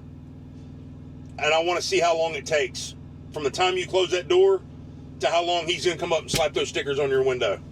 I really do. That's a good idea, because if we pull it, they'll probably get us. Yeah, they'll immediately like call, he's here. You'll probably see like helicopters fly down, like tanks roll in, like, get out of the truck. We're towing it this time, How dare you think you're going to come over and spend money with us again? It was just a joke, man. It was that whole situation was a joke. It was insane, so stupid. I don't understand what the deal was, but this is you live and learn out here, guys. And like I said, I can appreciate anybody, and having policies. It's a private business. It's a private space. They have rules in place, and I understand that 100%. Just like Prime has rules when you're at the terminals. I get it. Yep. If I don't want to follow them, if I don't agree with them, it should be my choice to say, hey, I'm going to adhere to these policies and obey them, or I'm going to leave. But I never got that choice because I never knew about the policy. There's not another truck stop in America where it's normal for you to pull up to the yellow line and only be able to go get your receipt and leave. You're nowhere. No. And if you say there is, you are a bold-faced liar. That's all there is to it. There's no driver, unless he's in a rush, is walking in, getting a fuel ticket, and walking out. Nope, never. And it doesn't matter. But my point is there's no other truck stop that this policy exists. No. Okay? Much less being unposted or unspoken about. If TA wants to do their drivers right, the people that patronize their business, the people that keep them going, if TA wants to do their drivers right, they will get that guy on that golf cart, and they will get that manager, and they'll put them together and say, listen, you guys enforce this policy if you want to. Keep the fuel islands clear, 100%, but you got to be telling these drivers when they walk in, hey man, how long are you going to be in there? If you're going to do anything other than get that receipt, you need to go park. Because here's another couple factors that nobody understands. Like we were talking about, when somebody fills up their truck and they have to use the restroom, because this all happened, we have to use the restroom. As soon as you get done filling your truck, you're like, ooh, I got to go. Pull up to that yellow line, this poor sad sack thinks he's going to go inside and use the restroom, has to wait for a stall. Okay, then you got to clean the stall because you guys are nasty. Some of y'all are nasty in these bathrooms, bro. Y'all are disgusting in these bathrooms. I don't know. Y'all would not use the restroom at your mama's house the way y'all use the restroom in these truck stops. I can go and tell you that right now. Y'all should be ashamed of yourselves. And you know who I'm talking. And if it's you, if you feel like you're getting disrespected, it's you. You're the one. So this guy goes in and he thinks, man, I'm about to use the restroom. It's going to be all good. I'm going to be able to get this knocked out, wash my hands, come back out, much less the bathroom. He's going to get something to drink. He's going to get a little snack, and he's going to leave. Yep. By that time, he's got a tow truck hooked up to his truck. That guy deserves that? Is that what people are saying, that's what should happen? I don't think so. I don't agree with that at all. I mean, what about this? Everybody who comes in and fuels, they're taking up all the parking spots. The guy that needs to do a 10-hour break that pulls in there that needs a parking spot, and there's not one, because everybody, as soon as they're done fueling, they got to go park. Now he doesn't have anywhere to go. Yep. What about that scenario? We could go on all day about this. I mean, it just keeps going. Bottom line is, if they want to enforce it, they need to give the drivers a heads up about it. Post it on the pump. Post it on the front door. The little guy on the golf cart, Justin, he doesn't do anything but sit on that golf cart. Okay? Tell him to get off his rear end and start talking to drivers. Hey, man, just letting you know, I'm going to have to put a sticker on your truck, bro. They're going to make me sticker you if you go past that fuel desk. You got like 5 minutes. Let them know up front. And the driver will say, okay, all right, I don't want to risk it, so I'm going to go take my business elsewhere. Or let me go back to my truck and put my jogging shoes on, because I'm about to be running in this joker, slipping, sliding, grabbing stuff off the counter and everything. to get out of here in 5 minutes. You know, let's make it fun. You know what I'm saying? But they should at least be letting the drivers know about it, 100%. Yep. It will be even better since I can only fuel at pilots. Jacob's going to go in there. He's going to go in there just to pull up to the line. Not fuel or anything. Oh, yeah, man. They're going to love you, bro. 100%. They're going to love you 100%. It was like PTSD today at the TA in Rhode Island. Because there was a guy sitting there on a golf cart, too. You know, fixing that little fuel spill. Right. It was kind of funny. I don't know if Mouse is still on here. Mouse, you still on here, buddy? He's saying he can't hear us. I don't know if the audio is not working or what's going on, dude. I've got good service. I don't know what the deal is. That little fuel spill. Yeah, I can hear you. Yeah, he's saying he can't hear us. He's saying that we're glitching really bad. No, we're not glitching. I'm watching it right here. I pulled it up. Yeah, he said it's been glitching. 15 minutes ago. Yeah. I don't know. I'm just trying to check and see. I don't want it to be bad for you guys. Oh, I just need to plug this in for real quick. Good. He said it was glitching for over 15 minutes. Wow. I mean, we got terrific signal where we are. This is probably the best signal I've had in the I don't know. I've got full 5G. I don't know. He said it's been glitching for over 15 minutes. So Jacob, are you still on here? I don't know if it's glitching or not, but anyways, guys, that's all I got for you today. We were just figured we'd bring in some insight on what's going on, what we've been through the last week. We're delivering in Rhode Island in the morning. Good on my end. That's what I was hoping for. Yeah. We're delivering to Rhode Island in the morning, and then Vermont. Hopefully Vermont tomorrow. That appointment is set for Tuesday, but we're going to try to turn and burn and get it knocked out. So I'm really hoping we're going to get it done. I told John. I said, man, I would like to just like have cameras set up and just do live stream like all day long. That would just be awesome. I'm not sure that Prime's going to be okay with that. Well, you can't watch you driving, but you can watch. Like I could have a camera on me, and then we could have a camera like facing outside. Yeah, you know. You're gonna need to get a better dash cam. I'm gonna stream right from the dash cam. Yeah, stream right from the dash cam. Yeah, I'm gonna need to get better internet though. I'm about to get a Starlink back on the truck or something, man. To be honest with you, because you're gonna be moving all the time. I like Starlink. Yeah, I think they have a really good product.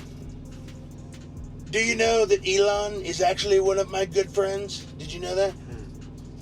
He's probably one of my best friends. I got a lot of friends. Got a lot of enemies, but I got more friends. I don't know, guys. We just out here trying to have fun, man. Jacob says, I got Nebraska, New Mexico, California, then home to Arizona. Heck yeah, man. That's awesome. You got to have some fun out here. Yeah, we keep it humorous. John is, we're just learning each other, you know, even though we've been talking for the last 6 months, we're just learning each other face to face and everything. And, there's been a lot of times John will just look at me and he'll be like, I don't have time for your nonsense right now. In the world? What's going on? Did you just see that guy? That was shady, bro. He's on a dirt bike all blacked out. Yeah, he was on a dirt bike, murdered out. Wearing a ski mask. No lights. Bro, we about to get shot? No, he got a passcode to go in that storage unit. Yep, there he goes. Okay. Well, I'm on the top bunk, so I'm not overly worried. Nah, bro. I'm gonna tell him, like, that guy up there was talking trash about you, bro. Yeah. Shoot him first. Starlink is pricey. It is very pricey. Yeah, it is. But it's good. There's another one. Oh, they about to do some shady stuff, bro. Bro, let me lock these doors. I already did. You already locked the door? It's already done. No, sir. No, sir. We're not having that tonight. Bro, you come in this truck, bro. You got some problems, man. You better hope you're trigger happy, because it's gonna take a lot to put this old boy down. I promise you right now. You better not go in my cooler and get my beef bacon either, bro. Because I'm telling you, I'm not playing by my beef bacon. I don't know. I lost some, so I mean. Here comes a car now. Yeah, they got something going on, bro. Bro, why? Why is it every time? Man, come on, man. Oh, they're backing up. We should have went to the parking lot. Yeah, they're about to back up. We should just stay backing in. Oh, this is about to be rough. don't know what's going on. We're going to tell these people that we sat on this street all night, and they're going to say that there's something wrong with you. Guarantee it. What do you mean? They're going to be like, you stayed on that street in this neighborhood? Yeah. I can hear that. Yeah. That would be bad. So our plan is to get unloaded at 7 a.m. or before, head straight to Vermont and get empty tomorrow. Because we sat on a $1,000 load. Oh, Lord. From Wednesday to yesterday afternoon. Because the shipper could not produce the product for their customer. So it was ridiculous. It was rough. That was painful watching other trucks come in, get loaded, and leave. Yeah, it was. We watched. There was one guy. He was like a Russian guy or something, but he was beside us, and bro, he was so mad. He was like, John. I was in the back cooking.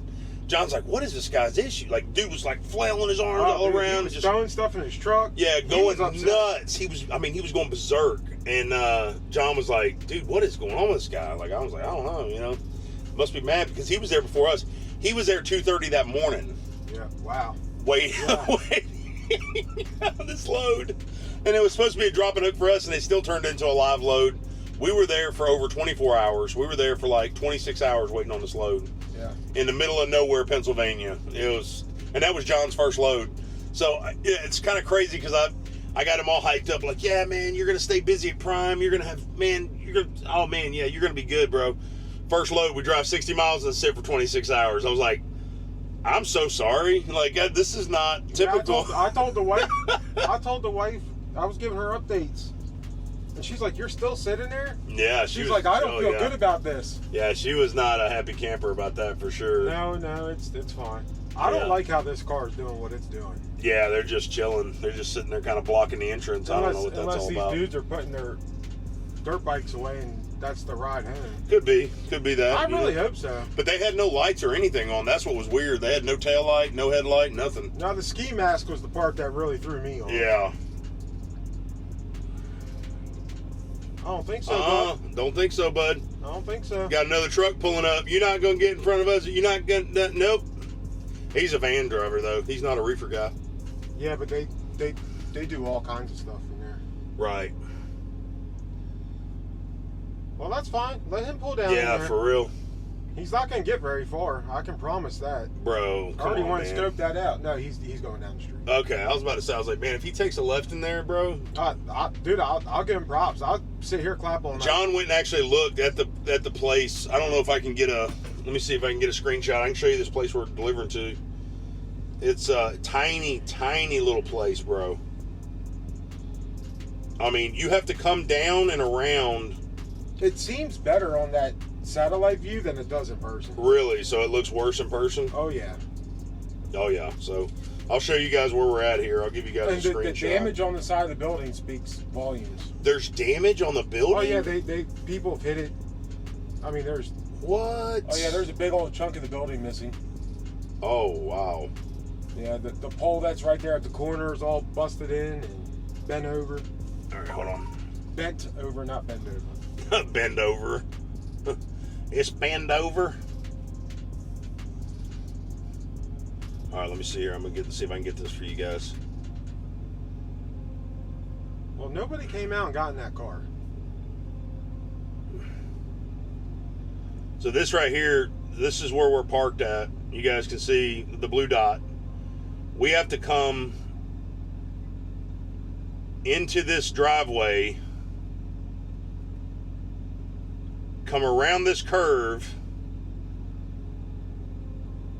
and swoop up and then back in right here. That's the place we got to go. So, and we're sitting right here. Now, this storage place right here, that car, can you see the cursor on there when I'm moving it around? You have to give me a second because there's a 20-second lag. It's updating? Okay. Can you see the little cursor on the screen? No. You can't see the cursor? Okay. Let me see. I do gotta admit, for a 100% free program, this thing's on point. Yeah, it's pretty good. It's pretty good. I like it a lot. And then look, I can just cancel the image out when I'm done.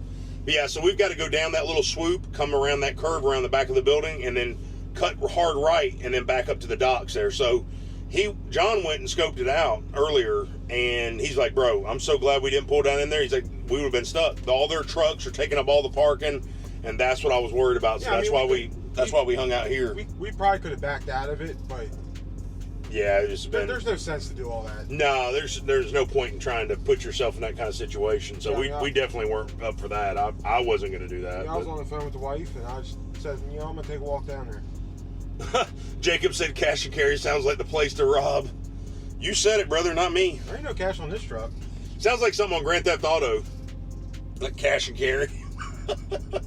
And in case Prime's listening, the trailer is locked, and I have a picture of it. Don't you worry. I almost just spit my coffee out everywhere, bro.